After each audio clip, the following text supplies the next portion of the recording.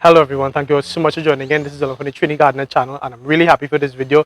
This is a garden tour. People are always asking me to do garden tours, and while I don't like to do them very often, every once in a while when there is a good occasion, I will do a garden tour, and you can see it's the best time of the year in the Trini Gardener's garden. So let's talk a bit about what I have going on in this garden space.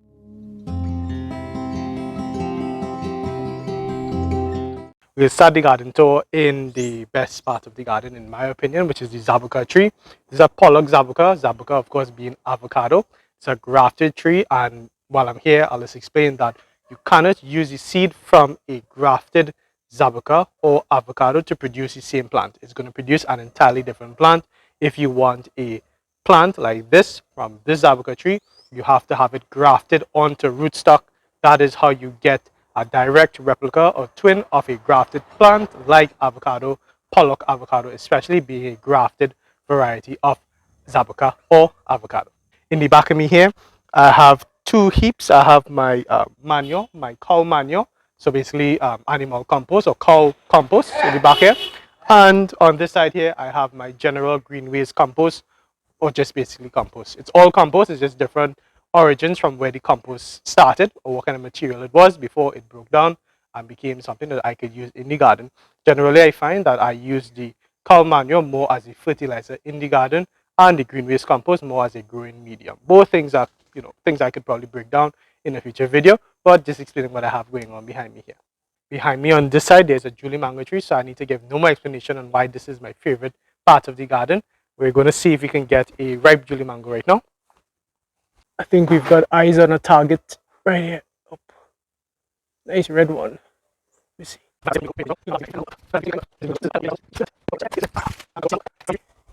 Right into your hand.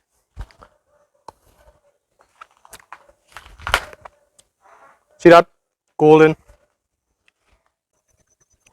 Okay, so we're moving on to my pride and joy in the garden, which is this red Bodi. This was a volunteer plant that I just nurtured from the time I saw it. It just looked really healthy from young, and I just used a string. I trellised it up onto the plum tree here, and now it's just exploded with fruit. I harvested a basket yesterday. I'm going to harvest probably another basket by tomorrow. I could probably even do it today, but I'm going to leave it to get a little bit full up, the Bodi here. But it's just a really good tasting Bodi in my opinion. Some people say that, the red is better in terms of Bodi, or it's the green is better. To be honest, I really can't taste that much of a difference, but I do think it still tastes amazing, whatever the case is with the relationship with the green Bodi. What's cool about it is that you don't just have Bodi growing up, like on top of the tree there, but you also have Bodi going all the way down, and also all around this tree, you have red Bodi.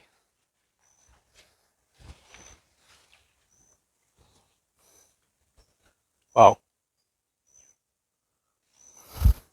Okay, looks like we have a little guest in the garden. Come up.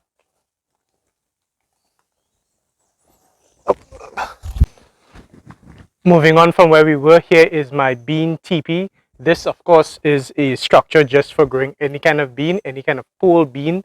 Bodi, or also known as yard long bean or Chinese long bean, is a pole bean. It's basically a type of bean that needs a pole to go up. The teepee, of course, being a type of architecture that Native Americans, Native Amerindians have been using for generations.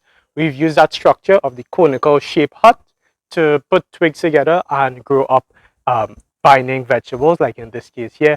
The Bodi, I guess it could work for other kind of vining vegetables as well, but it's just popular right now to do it with beans. A full guide on how to make your own DIY teepee for beans at home coming to you soon enough. And if you've been following the channel for any amount of time now, you know that this is my favorite place in the garden, the pumpkin patch, where you can just come and just relax and forget everything.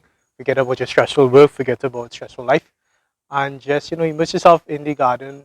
Right now I don't have any pumpkins coming up because this is a fairly adolescent plant.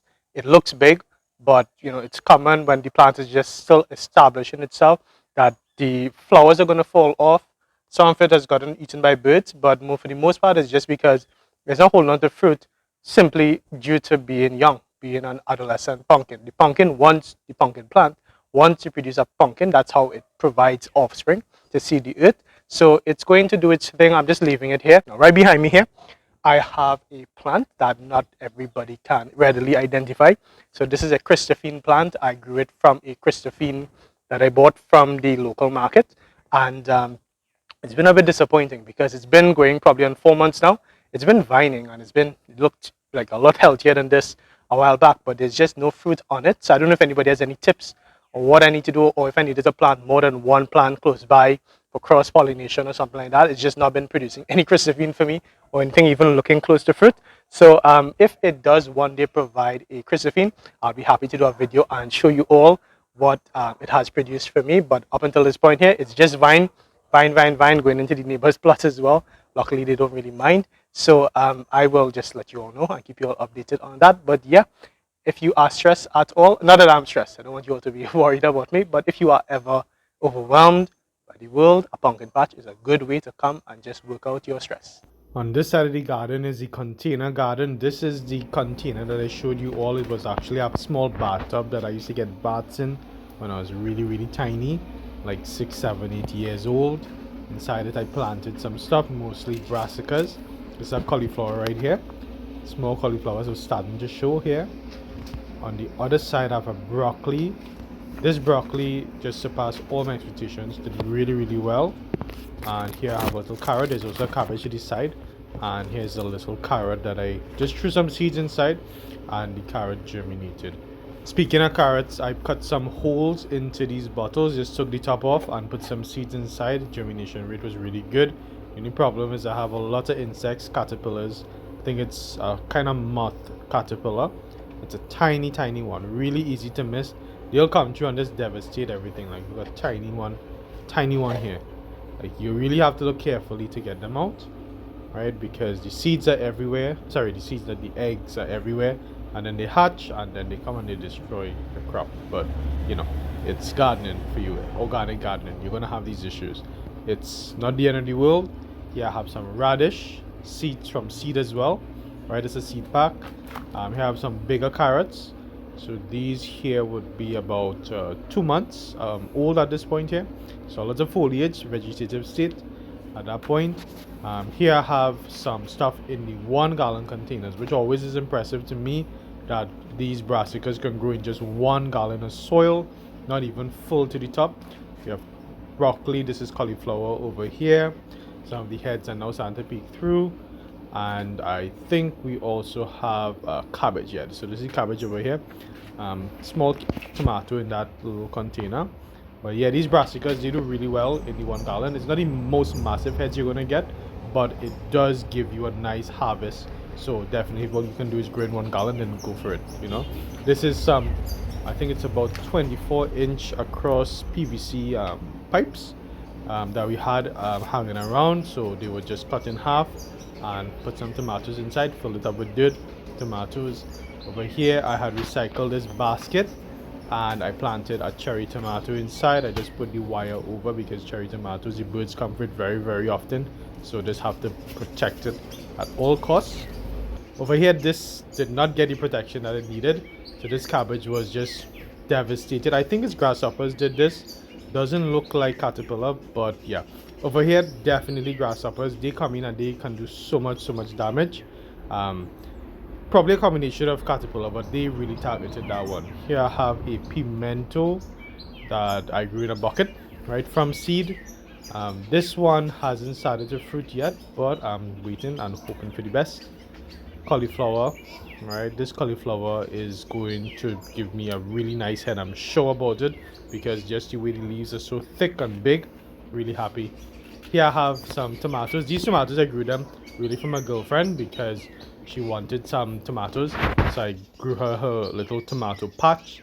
This is for her to pick her tomatoes when she's ready and make her salads, so she doesn't have to go very far and she never needs to worry about it. I planned it in time so that these tomatoes would bear and be ripe in time for Diwali, so you could have tomato choker for Diwali without paying Diwali prices for tomatoes, which can get very high, right? These tomatoes, they were all planted in a mixture of cow manure and compost, and some wood compost as well. So yeah, and the tomatoes are starting to pop up. Really happy with the progress that these have been making. You can see I removed all the bottom leaves. to help it to live longer, reduce the chances of fungal infection coming up from the soil and other issues that you can get. Moving over to some of the big boys, brassicas. These are planted in 5-gallon containers, which is buckets, regular size buckets. So the broccoli, the heads are massive. Very, very happy. A lot of people always tell me that they're surprised you can grow broccoli in Trinidad. Yes, you can. Broccoli growing guide is up on the right hand side. Take a click and see how easy it is to grow broccoli in Trinidad. There's nothing to worry about. You can get seedlings, you can grow from seed. You're gonna get broccoli. Don't worry at all about it. Over here we have cauliflower. The heads aren't forming yet, but it's coming out. Cabbage as well. Here I have a cucumber plant planted in the concrete garden. This cucumber has produced just so much. Small lemon cucumber on the side, a small watermelon over there, but that watermelon didn't do very well at all. Small tomato, pak choy planted in a brick hole, right? Here I have this okra. This okra has been growing for just ages. It's been 4 months getting okra every single week. Here I have Hunan wing bean, right? Remember, this video is a little bit older, so you're going to see things like the Hunan wing bean before it went out of commission. These, I left these on so that they would dry and I could save seeds from them. And since I'm speaking from the future, I have saved these seeds and germinated them and have plants, and I planted it already, and the plants are doing really well. Small kale. This kale just like got a lot of damage from slugs that did that damage over there. Some seasoning over here, pepper, hot pepper. Here I have a broadleaf spinach, right, like a mustard spinach bhaji, really good. Here I have a lot of bandania seeds, so bandania just grows like crazy. Like, look at this germination rate. This is not something that I just planned to grow. I just spread the seeds and it did its thing. Christmas coming up, so we have the sorrel, right? We have a few things planted in this little area. Right, another sorrel over here. I have been having a problem with my sorrel. I'll show you this now. So they grow nice and big and then they kind of dry down like this is here. I have no idea what's causing it. I've heard it's a fungus, whatever, but I just don't know, and I'd like to get any solution, any comments that you all could leave to help me out with that. Leave it underneath. A few other things planted up in buckets here and there. Some pepper. These are all grown from seed. Sometimes you just take a seed, put it in a container with some soil, and you have a pepper tree coming up. Doesn't matter the size of the container, just the plant will grow in proportion to the size of the container. That's all. Here I have a bit more view of the pumpkin patch, which has just taken over the entire area. It's a big plant, but it's still in the vegetative state as opposed to in the fruiting stage. So it is just going to grow all over, but I'm going to see some flowers. It's taken over the entire lime tree, and it's fine if the flowers fall off because that's what's going to happen when the plant is younger, as I said before. So no reason to worry about that at all. Some more sorrel planted over in this little area here. I mean, Christmas is the time and it is coming up, so good time to plant it, even though I did have that dry down issue, right? Just a little view again of the red Bodi taking over the entire plum tree, shamelessly taking over the plum tree. This doesn't damage the plum tree at all, especially the plum trees in off season when it's focused more on vegetative growth, putting on leaves rather than fruiting. So it's entirely fine, all good. They could not have a Trini garden without some okra, and this here is the deerhorn okra, which is different than the okra I showed you all earlier. Those of you following the channel for some time know that this is my all-time favorite type of okra because it gets very long. It produces very well. It produces for a very long period of time. I'm talking 4, 5, 6 months of production. You know, you get like at least 2 to 3 okra per week. Amazing. Over here I have some sweet potato in bags. Right, these sweet potatoes, you see the leaves are looking very good. That means that the sweet potatoes aren't doing very well, so I ended up having to repot those. This vine, you all will recognize it. I'll put a link up so you can go to the yam growing guide and harvesting video. You'll see what kind of yam I got from this bag, because if you just look at yam growing in a bag, you'll be very skeptical. How could yam grow in a bag? That's not how they grow. Have a look at the video and tell me what you think about yam growing inside a feed bag. Amazing way to garden. That's something I learned from people over in Ghana who garden a lot in bags. Right here I have the bean teepee. Just one more time, it's Bodi on it.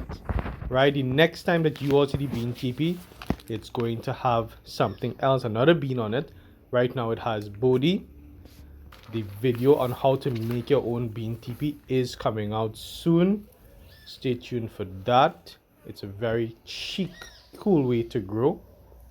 Here I have another sweet potato in a bag. Here I have a small sorrel that I grew from seed in a bag. Yeah, growing in a bag right here from seed. At this point here, it's about 2 months, probably like 2 months from seed itself. After I have a cucumber growing inside a tire, I am supposed to come out with a video on my sort of my hesitation in growing food inside tires for different reasons. If it's you don't have another choice, then definitely go for it. But there are some things to talk about and to consider. Here we are at one of the no-till garden beds. I'm going to put up the link to starting up the no-till garden bed, a bit of explanation on what is no-till or no-dig, and also another video of the most recent one that I set up. So this here is a bird pepper tree, right? And you can see we have bird peppers on it. You know, if you live in Trinidad, you know, just need one and it flavors your entire pot, your entire plate. Here we have a few baigans, some cabbage, in the no-till garden bed. As we're winding down the video, remember, if you know somebody who would be interested in growing more healthy organic food for themselves and their family, feel free to share this video and help them out.